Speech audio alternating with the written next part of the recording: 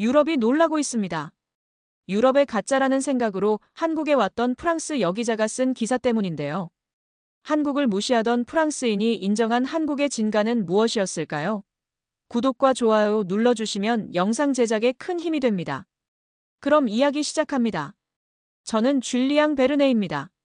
르몽드 국제부 수석기자로 10년째 일하고 있어요. 에펠탑을 바라보며 에스프레소를 마시던 순간 세계는 여전히 파리와 런던이 중심이라는 확신이 들었습니다. 생강의 물결소리, 거리 악사의 아코디언 선율, 그리고 카페에서 흘러나오는 철학 담론들. 이 모든 것이 문명의 증거였죠. 프랑스 엘리트만 간다는 그랑제콜 졸업장은 제 서재 벽에 걸려 있었고 소르본에서 받은 박사 학위는 그 옆을 장식했습니다. 제 아버지는 프랑스 외교관이었고 어머니는 루브르 박물관의 총괄 큐레이터였죠. 그 덕에 예체능에 능했던 저는 7살 때부터 승마를 배웠고 12살엔 이미 쇼팽을 연주할 수 있었습니다. 부모님은 프랑스란 나라와 이 모든 문화적 자산에 자부심이 있으셨어요. 저는 그에 힘입어 베르사유 궁전에서 열린 어린이 미술대회에서 금상을 받은 적도 있었죠. 언제나 부모님은 제게 말씀하셨어요. 줄리앙, 프랑스의 위대한 문화유산을 자랑스레 여기고 언제나 가까이 해야 한다. 프랑스가 세계에 준 선물은 셀 수 없이 많았습니다. 인권선언, 계몽주의, 인상파 미술, 실존주의 철학. 우리가 만든 언론의 자유는 민주주의의 초석이었고 파리는 예술가들의 성지였죠. 미슐랭 가이드가 세계의 미식 기준이 되었고 칸 영화제가 영화계의 정상을 결정했습니다. 제가 쓴 기사들은 늘 유럽의 시각에서 세계를 재단했습니다.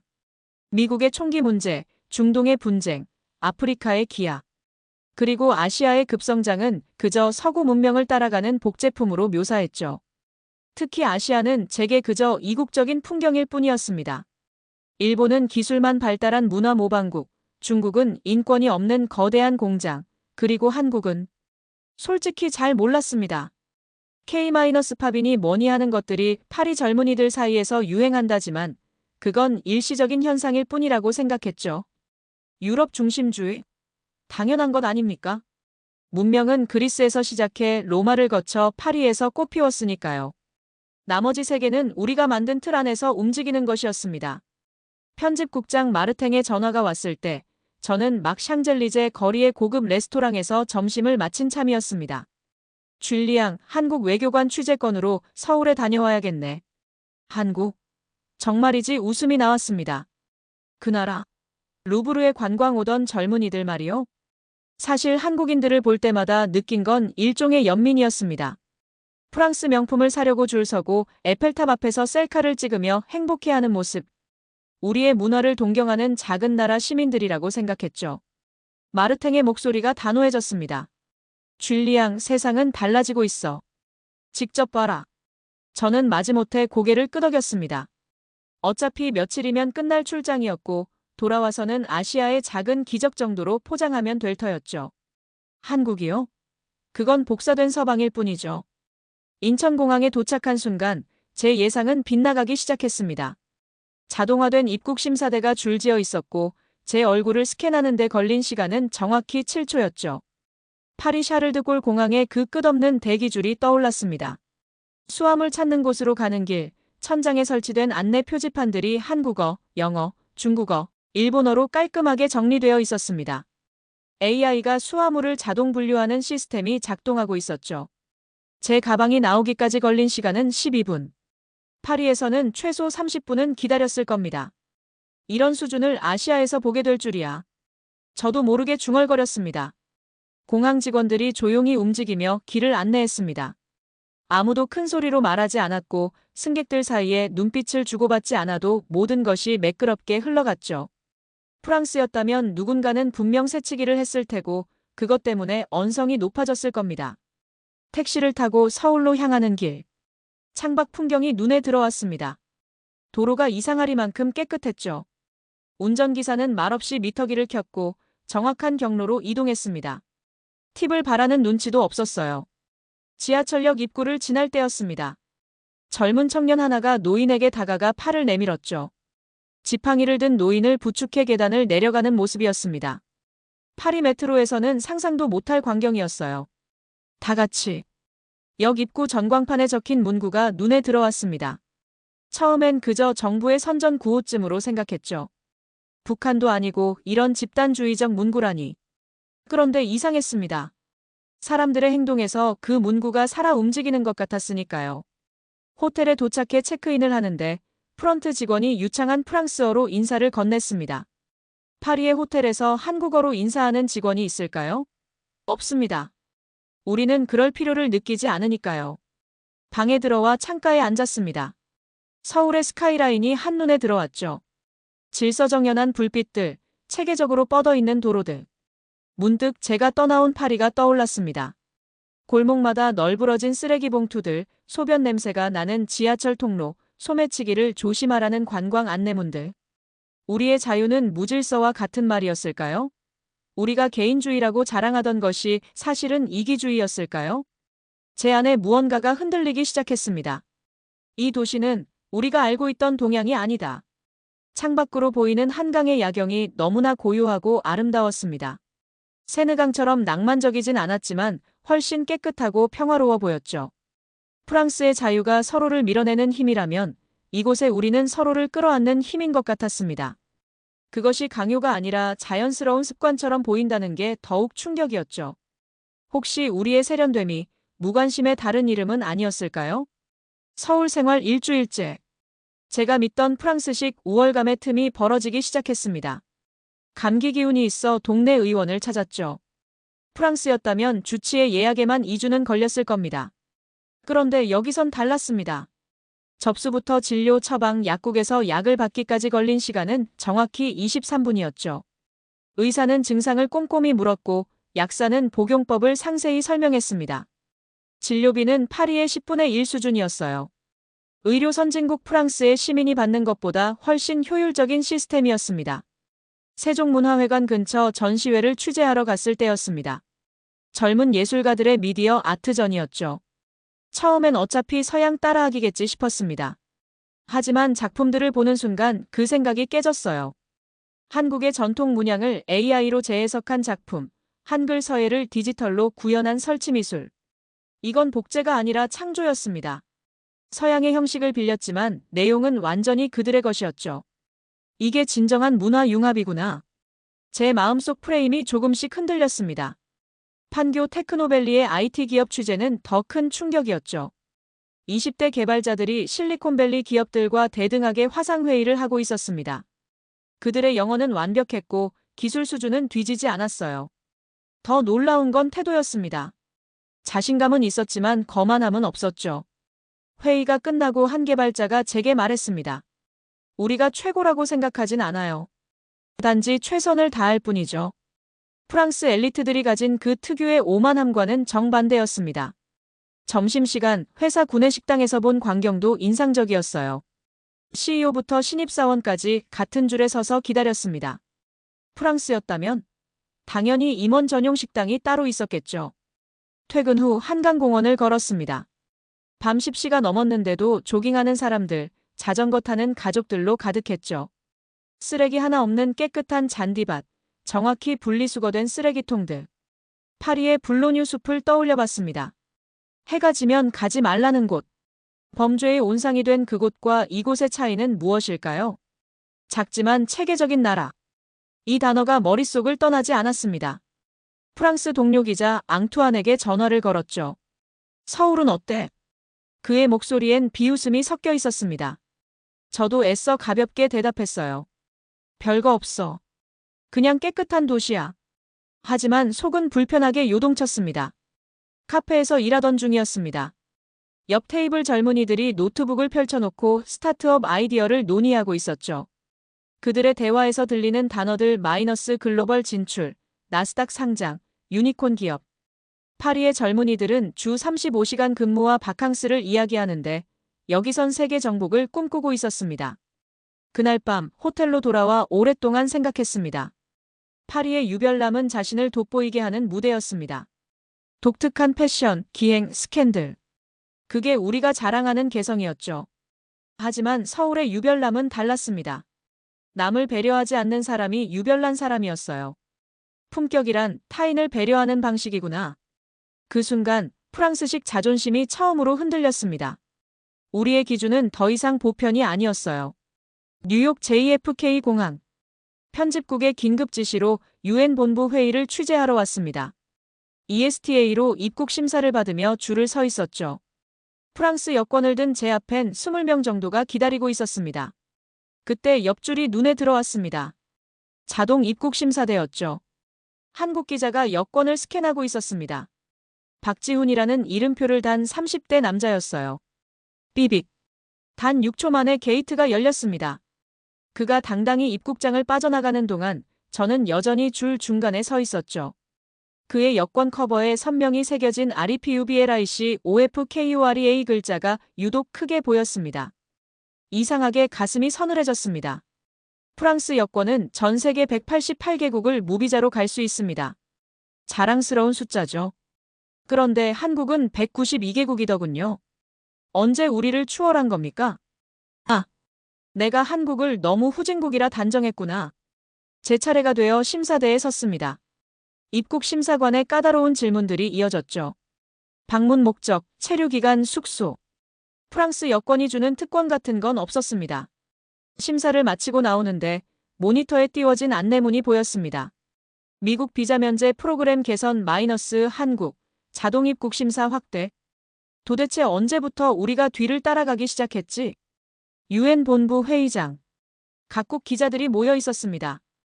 오늘의 주제는 디지털 민주주의와 언론의 역할이었죠. 발표가 시작되자 놀라운 일이 벌어졌습니다. 한국 사례가 모범 케이스로 소개된 겁니다. 온라인 청원 시스템, 정부의 디지털 투명성, 시민 참여 플랫폼. 박지훈 기자가 손을 들고 보충 설명을 했습니다. 유창한 영어로 한국의 전자정부 시스템을 설명하는 그에게 각국 기자들의 질문이 쏟아졌죠. 어떻게 그런 투명성을 달성했나요? 시민들의 디지털 리터러시는 어느 정도입니까? 프랑스도 그 시스템을 도입할 수 있을까요? 마지막 질문은 제게 향한 것이었습니다. 프랑스도 한국을 따라갈 수 있겠냐고요. 제 얼굴이 화끈거렸습니다.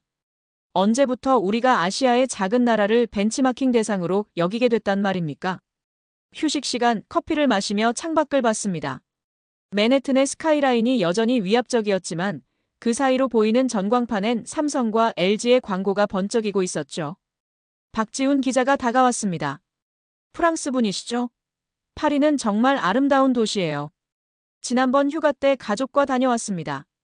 그가 한국인 관광객이었다는 듯 말하는 게 아니었습니다. 여유롭게 유럽을 즐기는 중산층의 톤이었죠. 오후 세션은 더 충격적이었습니다. 언론 신뢰도와 팩트체킹 시스템 발표에서 프랑스 언론은 혹독한 비판을 받았어요. 정치적 편향성, 엘리트주의, 대중과의 괴리. 반면 한국은 자율규제 시스템과 독자 참여형 팩트체킹으로 호평을 받았습니다. 신뢰도 조사에서도 한국 언론이 프랑스보다 14%포인트 높았죠. 제 노트에 메모했습니다. 프랑스의 중심이 흔들리고 있다. 회의가 끝나고 호텔로 돌아오는 택시 안. 운전기사가 말을 걸어왔습니다. 어느 나라에서 오셨어요? 프랑스입니다. 아, 예전엔 대단한 나라였죠. 예전엔. 그 단어가 가슴에 박혔습니다. 세계의 중심이 프랑스였다면 왜 나는 대기열에 서 있었을까? 그날 밤 저는 오랜만에 일기를 썼습니다. 더 이상 관찰자가 아닌 뒤처진 자의 심정으로요. 워싱턴 D.C. OECD 언론 포럼 회의장. 제가 발표자로 나선 날이었습니다. 주제는 유럽 미디어의 신뢰도 위기와 극복 방안이었죠. 발표를 시작하자 청중의 표정이 심상치 않았습니다. 프랑스 언론의 자유지수는 여전히 높았지만 신뢰도는 처참했어요. 38%. OECD 평균에도 못 미치는 수치였습니다. 제 목소리가 작아졌습니다. 준비한 자료들이 갑자기 초라해 보였죠. 질의응답 시간. 날카로운 질문들이 쏟아졌습니다. 프랑스 언론의 엘리트주의, 정치적 편향성, 대중과의 괴리. 하나하나가 아팠습니다. 옆에서 박지훈 기자가 발표를 시작했죠. 한국 언론의 자율규제 시스템, 독자 참여형, 팩트체킹, 24시간 내 오보 정정 원칙. 청중들이 감탄하며 고개를 끄덕였습니다. 한국 언론 신뢰도는 52%였습니다. 제 차례가 다시 왔을 때 준비한 반박 자료를 꺼내려다 멈췄습니다. 갑자기 모든 게 변명처럼 들렸으니까요. 우리는 표현의 자유를 지켰지만 신뢰를 잃었습니다. 제 입에서 나온 말에 스스로도 놀랐습니다. 하지만 계속했죠. 비판의 자유만 강조하다 건설적 대안은 잊었다고. 감시자 역할에 취해 국민과 멀어졌다고. 회의장이 조용해졌습니다. 처음으로 프랑스 언론인이 스스로의 한계를 인정한 순간이었으니까요. 저녁 리셉션. 한 미국 기자가 제 어깨를 두드렸습니다. 솔직한 발표가 인상적이었다면서요. 하지만 그 말이 위로가 되진 않았습니다. 호텔바에서 박 기자를 다시 만났습니다. 그가 들려준 이야기가 마음에 남았죠. IMF 위기 때 한국 언론도 반성했다고. 비판만 할 게 아니라 함께 극복할 방법을 찾기로 했다고. 그의 아버지가 프랑스 유학파라는 얘기도 했습니다. 소르본에서 배운 비판 정신은 소중하지만 이제는 신뢰가 더 중요하다고 깨달았다면서요. 방으로 돌아와 OECD 보고서를 다시 펼쳤습니다. 각종 지표에서 한국이 프랑스를 앞서고 있었죠. 전자정부 1위, 혁신지수 상위권, 교육 수준 최상위. 언제부터였을까요? 우리가 68억 명의 영광에 취해 있는 동안 그들은 97년 외환위기를 딛고 일어선 겁니다. 창밖에 워싱턴 기념탑이 보였습니다. 미국도 한국도 미래를 향해 가는데 프랑스만 과거에 갇혀 있는 것 같았어요. 진실을 말하는 것보다 믿게 만드는 게 더 어렵다.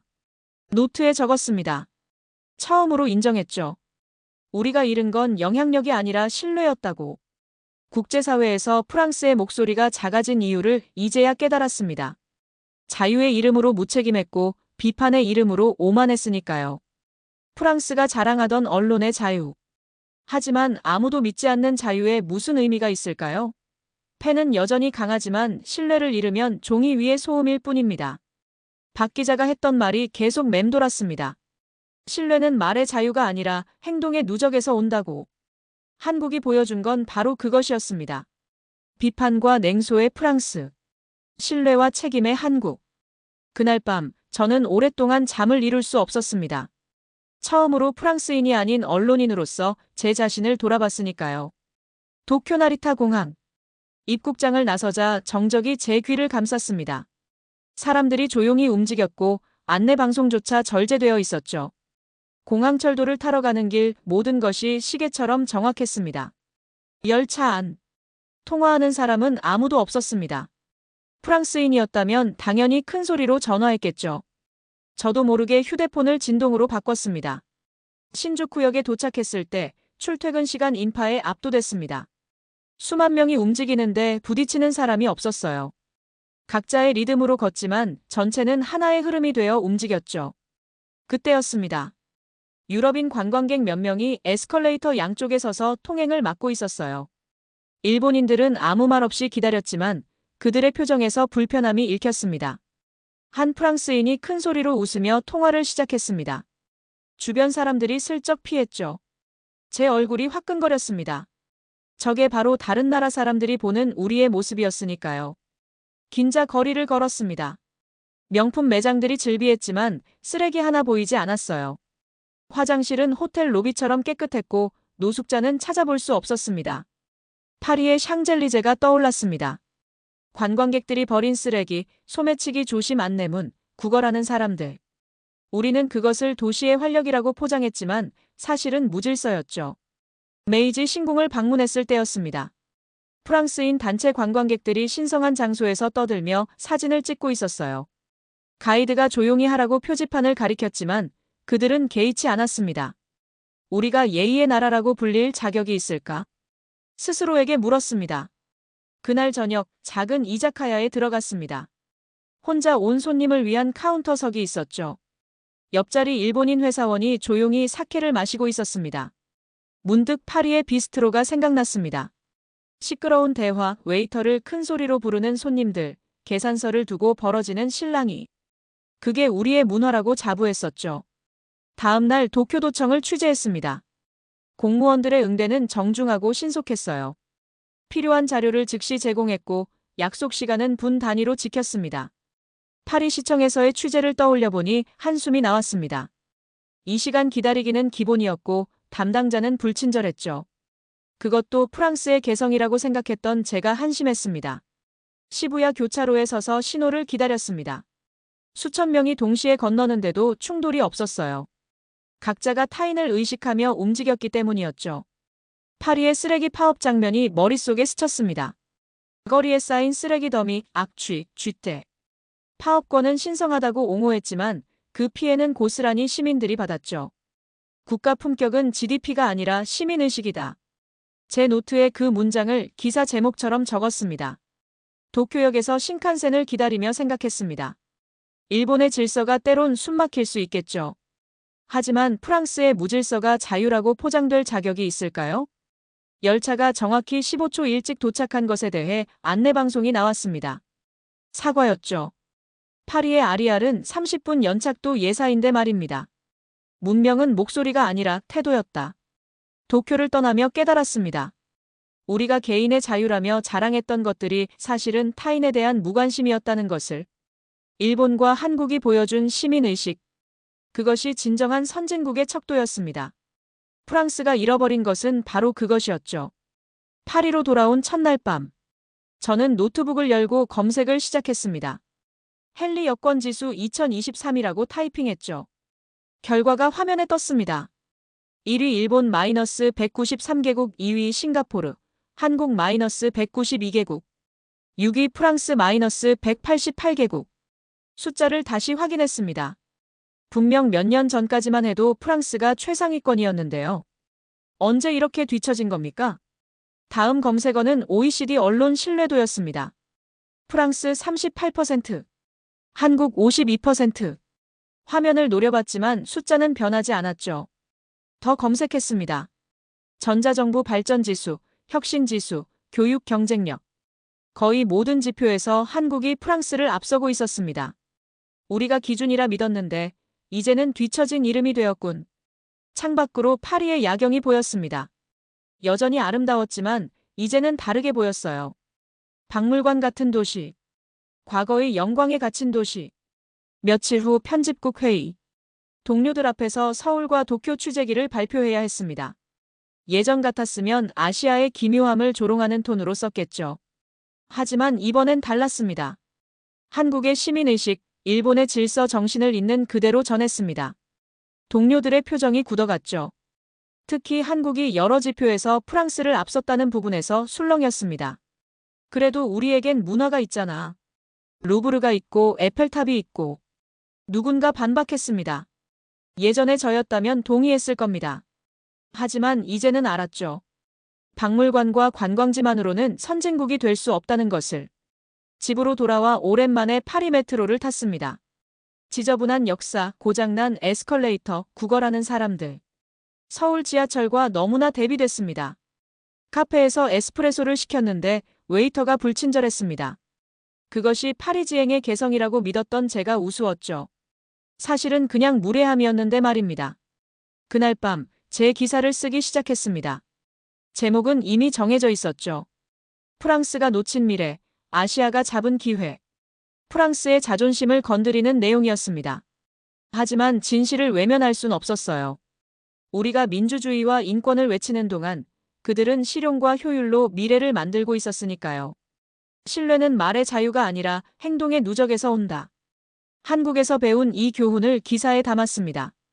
프랑스 언론이 왜 신뢰를 잃었는지, 우리의 오만이 어떻게 추락으로 이어졌는지. 비꼬고 비판하던 제 글쓰기 스타일도 바꿨습니다. 냉소 대신 성찰을, 조롱 대신 존중을 담으려 했죠. 펜은 여전히 강하지만 믿음을 잃으면 종이 위의 소음일 뿐이다. 이 문장으로 기사를 마무리했습니다. 프랑스 여권은 여전히 많은 나라를 갈 수 있었습니다.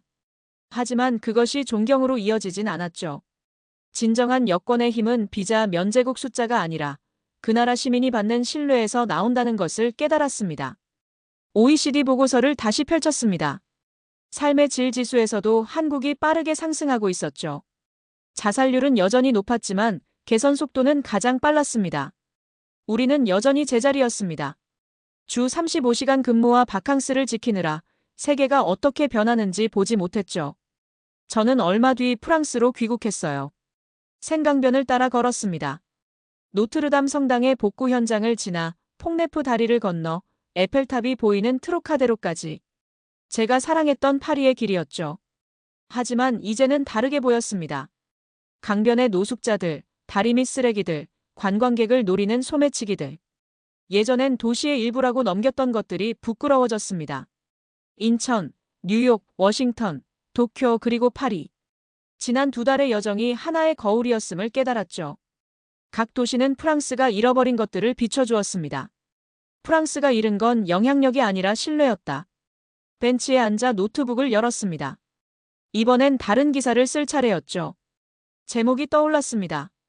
작은 나라가 가진 큰 질서. 첫 문장부터 달랐습니다. 한국은 작은 나라가 아니었다. 우리의 시선이 작았을 뿐이다.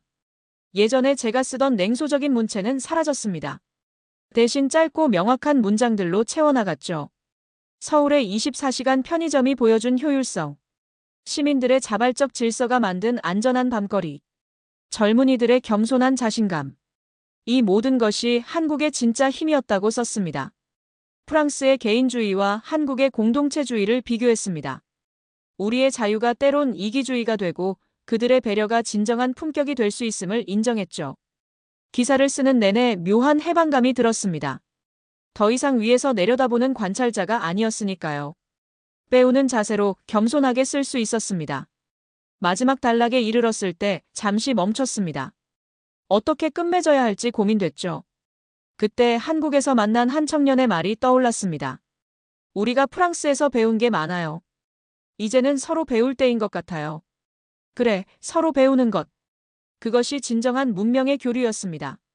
프랑스의 자유가 한국의 질서를 배웠으면, 한국의 정이 프랑스의 자존을 품었으면. 두 나라는 닮지 않았지만 서로의 부족한 절반을 비춘다.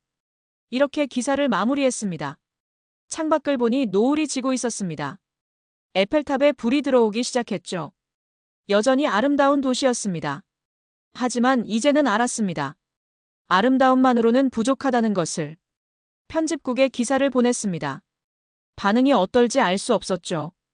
프랑스 독자들의 자존심을 건드리는 내용이었으니까요. 하지만 중요한 건 그게 아니었습니다. 저 자신이 변했다는 것. 더 이상 프랑스 중심의 세계관에 갇혀있지 않다는 것. 프랑스가 자유의 나라였다면 한국은 책임의 나라였습니다. 강물처럼 우리도 흘러야 한다는 것을. 과거에 머물지 말고 미래를 향해. 감동적인 이야기 잘 들어보셨나요? 좋아요와 구독, 그리고 자랑스런 한국의 화이팅! 이라고 댓글 남겨주세요.